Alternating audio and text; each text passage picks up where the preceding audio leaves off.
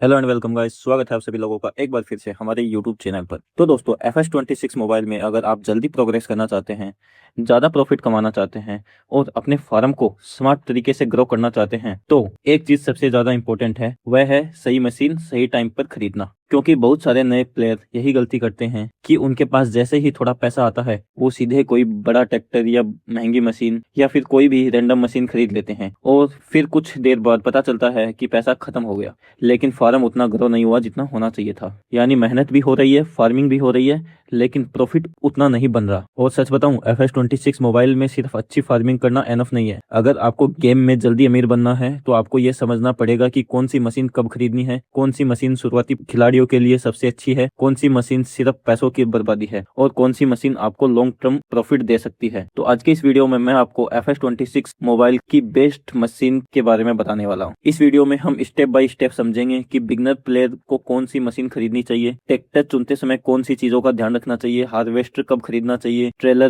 कितना जरूरी है, और आखिर में मैं आपको अपनी पर्सनल मशीन बाइंग स्ट्रेटेजी भी बताऊंगा। यानी अगर मैं जीरो से गेम शुरू करूं तो सबसे पहले कौन सी मशीन खरीदूंगा। तो वीडियो को आखिर तक देखना, क्योंकि अगर आपने आज की यह गाइड समझ ली तो मानो आपका फार्म पहले से कहीं ज्यादा फास्ट ग्रो करेगा। तो वीडियो में आगे बढ़ने से पहले दोस्तों, आप सभी से एक रिक्वेस्ट है कि अगर आपने हमारे चैनल को अभी तक सब्सक्राइब नहीं किया तो चैनल को कर दो सब्सक्राइब, वीडियो को लाइक कर दो दोस्तों और अपने दोस्तों के साथ शेयर कर दो। तो दोस्तों चलिए वीडियो को स्टार्ट करते हैं। सबसे पहले एक जरूरी बात को समझो, FS26 मोबाइल में मशीन सिर्फ डेकोरेशन या दिखावे की चीज नहीं है। हर मशीन का एक कोई ना कोई काम होता है और अगर आपने गलत काम के लिए गलत मशीन खरीद ली तो आपका पैसा फंस जाएगा। जैसे ट्रैक्टर का काम है अलग अलग टूल्स को चलाना, जैसे कल्टीवेटर से फील्ड को तैयार करना, सीडर बीज को बोता है, फर्टिलाइजर मशीन आपकी क्रॉप में यील्ड बढ़ाती है, हार्वेस्टर फसल को काटती है और ट्रेलर उस फसल को एक जगह से दूसरी जगह ले जाने का काम करता है। यानी एक तरह से देखा जाए तो आपका पूरा फार्म मशीन के ऊपर ही चलता है। अगर मशीन सेटअप सही है तो फार्मिंग स्मूथ चलेगी, टाइम बचेगा, फ्यूल बचेगा, हार्वेस्ट जल्दी होगी, प्रॉफिट ज्यादा बनेगा। लेकिन अगर मशीन सेटअप गलत है तो आपको हर काम में एक्स्ट्रा टाइम लगेगा, एक्स्ट्रा पैसा लगेगा और आपकी प्रोग्रेस भी स्लो हो जाएगी। इसलिए FS26 मोबाइल में मशीन खरीदने का पहला रूल है, मशीन स्टाइल देखकर नहीं, जरूरत देखकर खरीदो। अगर आपकी फील्ड छोटी है तो बड़े ट्रैक्टर खरीदने की जरूरत नहीं है आपको। अगर आप सिर्फ गेहूं और सोयाबीन जैसी नॉर्मल फसल उगाते हैं तो स्पेशल क्रॉप हार्वेस्टर खरीदने की बेवकूफी नहीं करनी चाहिए दोस्तों आपको कभी भी। और अगर आपने एनिमल शुरू ही नहीं किए तो एनिमल ट्रांसपोर्ट इक्विपमेंट पर पैसा लगाना भी वेस्ट है। यानी मशीन वही खरीदो जो अभी के फार्म को ग्रो करे, सिर्फ फ्यूचर के सपनों के लिए नहीं। अब बात करते हैं उस मशीन की जिसके बिना फार्मिंग अधूरी है, ट्रैक्टर। ट्रैक्टर FS26 मोबाइल की सबसे जरूरी मशीन है। आपको खेत तैयार करना है, बीज बोना है, फर्टिलाइजर डालना है, ट्रेलर खींचना है, लगभग हर काम ट्रैक्टर की जरूरत पड़ती है। लेकिन यहाँ सबसे बड़ा सवाल यह है, शुरुआत में कौन सी ट्रैक्टर खरीदनी चाहिए। देखो दोस्तों, बिगनर प्लेयर अक्सर दो बड़ी गलती करते हैं। या तो बहुत छोटी या कमजोर ट्रैक्टर खरीद लेते हैं जो कुछ समय बाद बड़े टूल्स नहीं चला पाती, या फिर सीधे ही बड़ी और महंगी ट्रैक्टर खरीद लेते हैं जिससे पूरा बजट खराब हो जाता है। तो अब बताऊंगा सही तरीका क्या है। शुरुआत में आपको ऐसी ट्रैक्टर खरीदनी चाहिए जो बैलेंस हो, मतलब इतनी ताकत हो कि बेसिक फार्मिंग के सारे काम कर सके, लेकिन इतनी महंगी भी नहीं हो कि आपका सारा पैसा उसी में फंस जाए। जब ट्रैक्टर खरीदो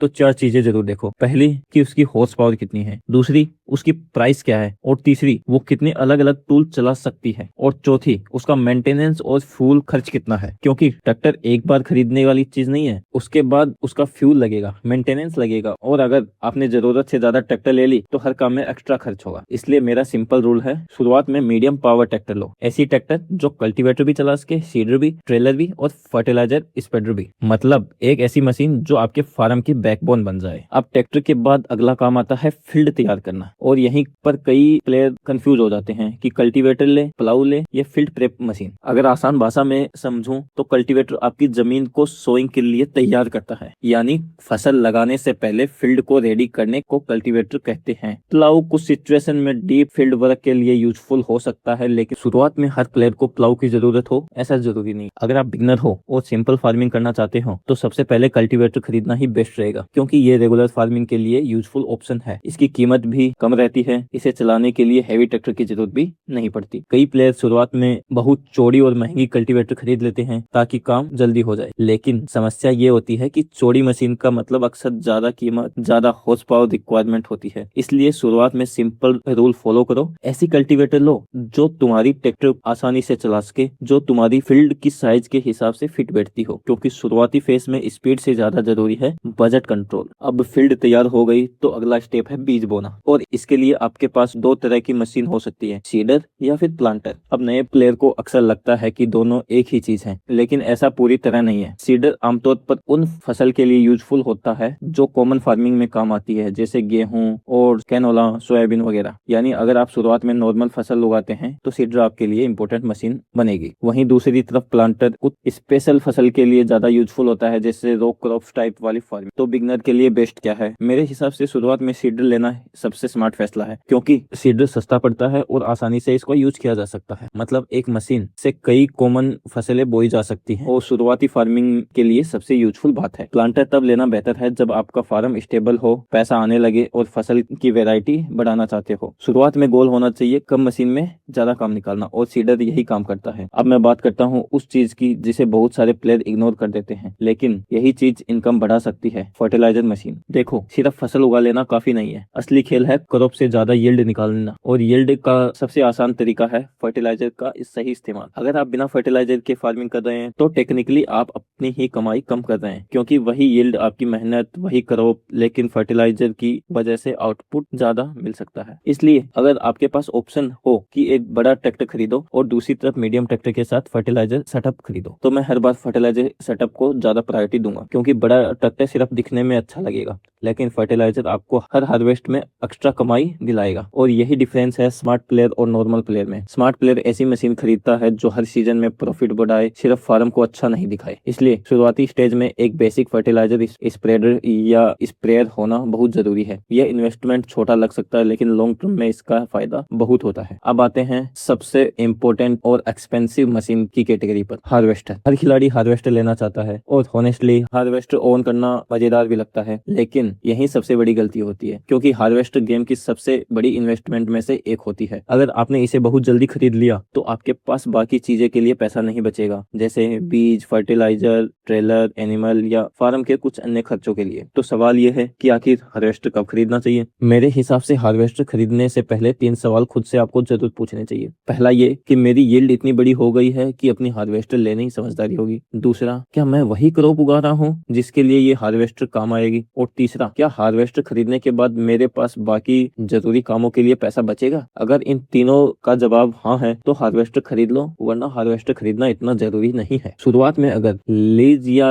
रेंट का ऑप्शन अवेलेबल है तो कई बार हार्वेस्टर रेंट पर लेना ही ज्यादा स्मार्ट होता है, क्योंकि इससे आपका बहुत बड़ा इन्वेस्टमेंट बच जाता है और आप बाकी फार्म सेटअप पर पैसा लगा सकते हो। एक और जरूरी बात, हर फसल के लिए सेम हार्वेस्टर नहीं चलती। कुछ स्पेशल फसल जैसे कॉटन, पोटैटो या शुगर बीट जैसी फसल अलग मशीन की जरूरत पड़ती है। इसलिए सिर्फ फैंसी क्रॉप देखकर स्पेशल हार्वेस्टर खरीद लेना बहुत रिस्की हो सकता है। शुरुआत में मेरा क्लियर रूल है, पहले कॉमन फसल उगाओ, कॉमन हार्वेस्टर सेटअप बनाओ, और फार्म स्टेबल होने के बाद ही स्पेशल क्रॉप मशीन की तरफ जाओ। अब बात कर लेते हैं ट्रेलर की, जिसे बहुत लोग छोटी मशीन समझते हैं, लेकिन सच बताऊं, ट्रेलर आपकी फार्म की स्पीड को तय करता है। मान लो आपने अच्छी फसल उगाई, हार्वेस्ट भी कर ली, लेकिन ट्रेलर छोटा है, बार बार चक्कर लगाने पड़ सकते हैं, स्टोरेज मैनेज नहीं हो रही है, सेलिंग पॉइंट तक ट्रांसपोर्ट करने में टाइम लग रहा है, तो आपकी एफिशिएंसी वहीं गिर जाएगी। ट्रेलर चुनते समय आपको जरूरी रखने की चीजें हैं, वो है उसकी कैपेसिटी, कंपेबिलिटी और आपके फार्म के साइज के हिसाब से उसका यूजफुलनेस। शुरुआत में बहुत बड़ा ट्रेलर खरीद लेना भी आपकी गलती हो सकती है, लेकिन ट्रैक्टर उतना वेट ठीक से हैंडल नहीं कर पाएगा, क्योंकि आपका ट्रैक्टर उतना वेट ठीक से हैंडल नहीं कर पाएगा तो काम और ज्यादा स्लो हो जाएगा। इसलिए ट्रेलर ऐसा लो जो ना छोटा हो ना इतना बड़ा कि ट्रैक्टर स्ट्रगल करे। मतलब फिर वही बात, बैलेंस सेटअप। ट्रेलर सुंदर लगने की मशीन नहीं है, लेकिन प्रैक्टिकल मशीन जरूर है, और फार्मिंग गेम में प्रैक्टिकल चीजें ही पैसा बनाती है। अब अगर तुम एनिमल भी स्टार्ट करना चाहते हो तो मशीन प्लानिंग थोड़ा बदल जाएगी, क्योंकि एनिमल सिर्फ पैन खरीदने से नहीं चलते, उनके लिए फीडिंग, ट्रांसपोर्ट, कलेक्शन की पूरी चेन सोचनी पड़ती है। अगर तुम चिकन फार्मिंग शुरू कर रहे हो तो आपका सेटअप जो है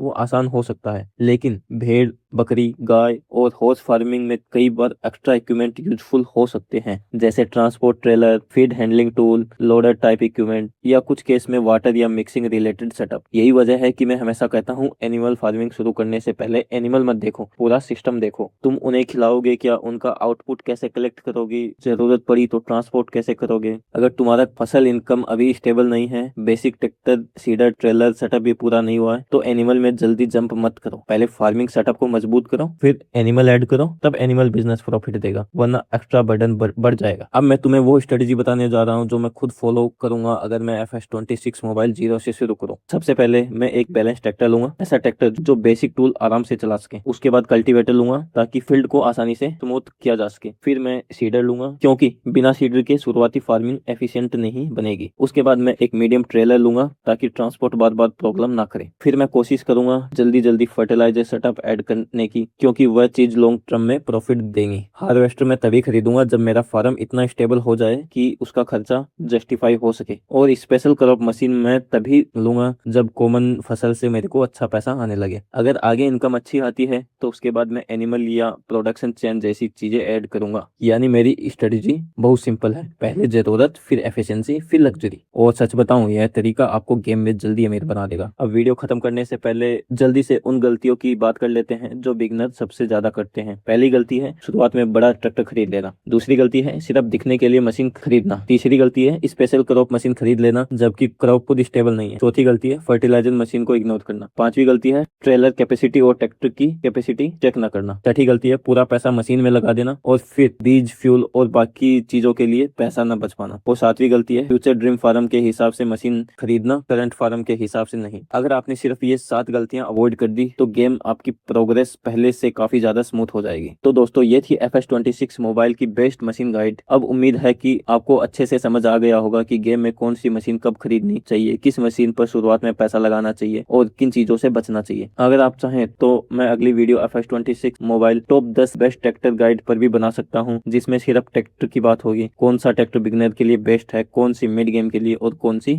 लास्ट गेम के लिए। अगर वीडियो पसंद आए तो वीडियो को लाइक करें, चैनल को सब्सक्राइब करें और बेल आइकन दबाना ना भूलें। और कमेंट करके जरूर बताना FS26 मोबाइल में सबसे पहले कौन सी मशीन खरीदते हो, ट्रैक्टर, हार्वेस्टर या सीडर। मैं मिलता हूँ आपसे नेक्स्ट वीडियो में, तब तक के लिए बाय दोस्तों। जय हिंद दोस्तों।